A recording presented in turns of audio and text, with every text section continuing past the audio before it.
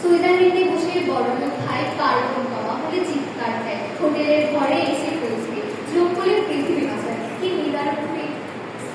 আজ আমরা বলতে চাই স্থানীয় জ্ঞানই আসল অস্ত্র। স্থানীয় জনগণের ঐতিহ্যগত জ্ঞান সবচেয়ে দ্রুত সমাধান দেয়। জলবায়ু পরিবর্তন একটি বৈশ্বিক সংকট, যার কারণ বৈশ্বিক, প্রভাব বৈশ্বিক এবং সমাধানের পদ্ধতি আসতে হবে বৈশ্বিক বা আন্তর্জাতিক পর্যায় থেকে।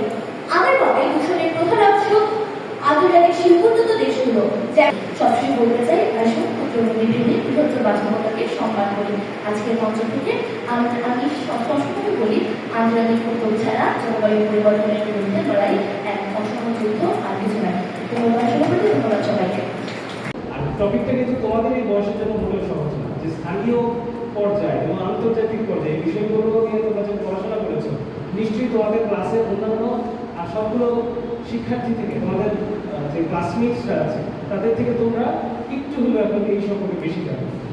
আসলে আজকের এই বিতর্ক প্রতিযোগিতা, যেটা আমাদেরকে আসলে নির্দেশনাই ছিল, এবং জলবায়ু সম্পর্কিত আমাদেরকে ধরেই বিষয়বস্তুটাকে আমাদেরকে একদম পার্টিকুলার ধরে দিয়ে দিয়েছিল যে এই বিষয়টা নিয়ে বিতর্ক করতে হবে। যেটা অবস্থা ছিল এই বিষয়গুলো নিয়ে অবসর করতে হবে। আমরা আসলে তুলনামূলক বলে আমার মনে হয়েছে, আমাদের দৃষ্টিতে মনে হয়েছে, যারা আমাদের সাথে পরামর্শ করেছে, আমার মনে হয়েছে তোমাদের যে টপিকসটা দেওয়া হয়েছে সেটাই কিন্তু উপযুক্ত।